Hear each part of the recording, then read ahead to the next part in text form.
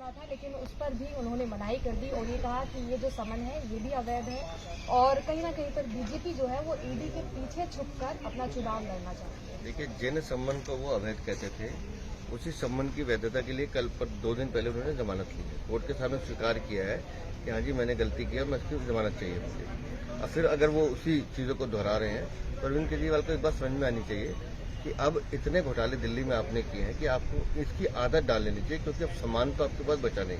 अब सिर्फ सम्मान बचे, कम से कम उनका सम्मान कीजिए। जी, एक तरफ ये भी कहा जा रहा है कि अभी अगर शराब घोटाले में जमानत मिली थी तो उसके तुरंत बाद ही इस बात का भी इंतजार नहीं किया गया कि आगे क्या होगा, पहले ही समय मैं फिर कहता हूँ, अरविंद केजरीवाल झूठ बोल रहे हैं। उनको शराब घोटाले में जमानत नहीं मिली।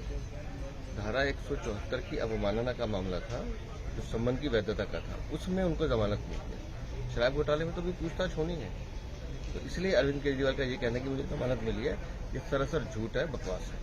लेकिन लड़ाई अभी तक यही चल रही थी कि जो समन है वो गैर कानूनी है या कानूनी है। देखिए, अगर सम्मन कानूनी है इसलिए तो उन्होंने जमानत दी ना आके कोर्ट में, और लेकिन फिर वो अगर सम्मन स्किप कर रहे हैं तो जांच एजेंसी का सामना उनको करना है, क्योंकि चोरी आम आदमी पार्टी ने की है, जवाब भी आम आदमी पार्टी को ही देना।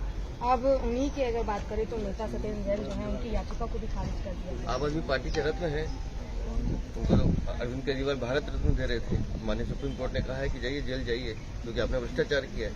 तो ये फहरिस्त लंबी है आम आदमी पार्टी की, और अंततः इन सबका परिणाम एक ही है कि भ्रष्टाचार किया है तो जवाब देना पड़ेगा।